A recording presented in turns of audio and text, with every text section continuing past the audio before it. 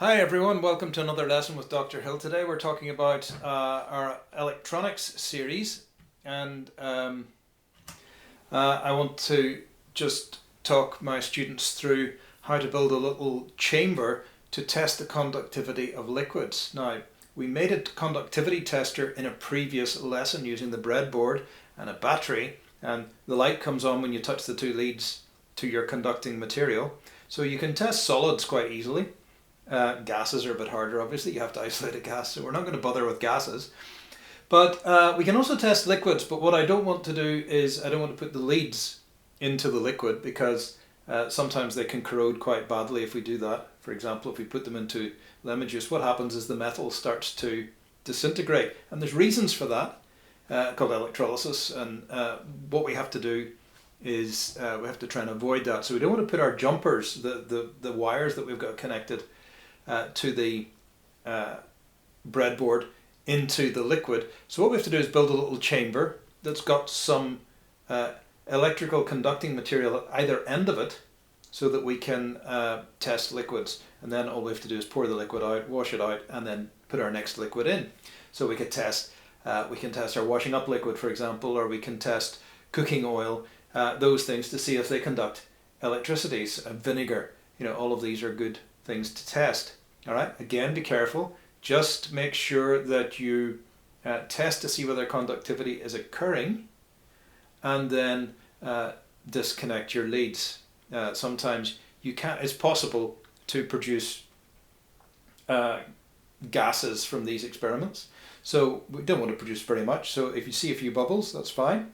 Get the conductivity. If it lights the LED, check it as a yes. If it doesn't light the LED, it doesn't conduct. And then disconnect everything and wash out your chamber. So how do we make a chamber? Well, let's have a look at the board over here, and we'll see what we can do. Now, what I've got here is this is the lid of a Bovril jar. What you want is a little plastic lid like this, nice and simple. And what we want to do is we want to connect up a metal conductor on either end of our lid. And there's a couple of different ways to do that. Now, I don't have any blue tack here, or plasticine, or hot glue. I'm not going to show you these things. You can try making this yourself in any way you wish. But there are a couple of simple things. So coins, for example, are good conductors of electricity. So we could, for example, take some blue tack, put it in the corners, and then stick our coins on. All right, that's one method.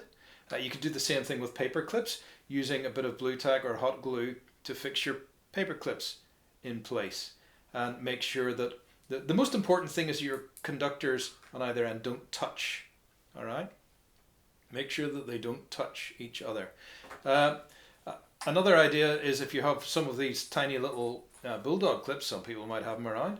This makes quite a good conductor, and this is the simplest one that I found, because you don't have to put very much of your liquid in here to get your connection. And then I can take my jumper cables, and what you're going to do is that didn't work. You take your jumper cables and just connect them up. Just touch them to the ends. If the LED lights, you've got a conducting liquid. If the LED doesn't light, you haven't got a conducting liquid. So this is a relatively simple thing. So find yourself a little lid. Now make sure you don't use a metal lid. Obviously a metal lid will conduct the electricity and you'll get a short circuit, and that won't work. What we want to do is make sure the electricity has to flow through the liquid. So a plastic lid like this is an excellent thing for the job. So that's a very quick video, just some ideas. You might be able to come up with your own ideas on how to build it, but you're basically building a chamber that you can use to put the liquid into. You don't want to put too much liquid into it, so don't use a huge big jam jar. Really, you could use anything to make your electrodes with. These little things here that we're putting on the ends, we're going to call them electrodes, and then we'll connect up our two wires to the ends of the electrodes.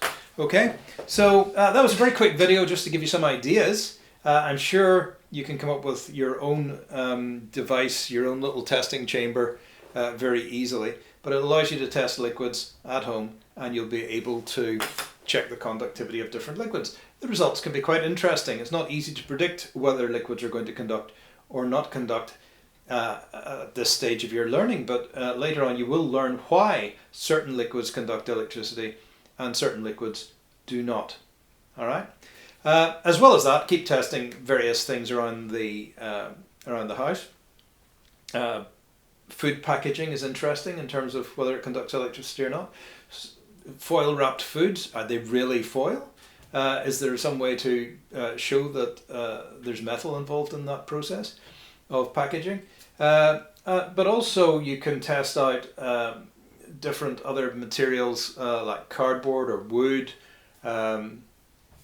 paper, various plastics, various items around the house, rubber, soap, solid soap, those kinds of things. See if any of those conduct electricity. So lots of ideas. What I want to see is a big table with lots and lots and lots and lots of things being tested and whether they conduct electricity or not. All right. And after we do that, we'll get on to working on our BBC microbit connections. And I will see you in the next lesson. So have a good weekend. Bye now.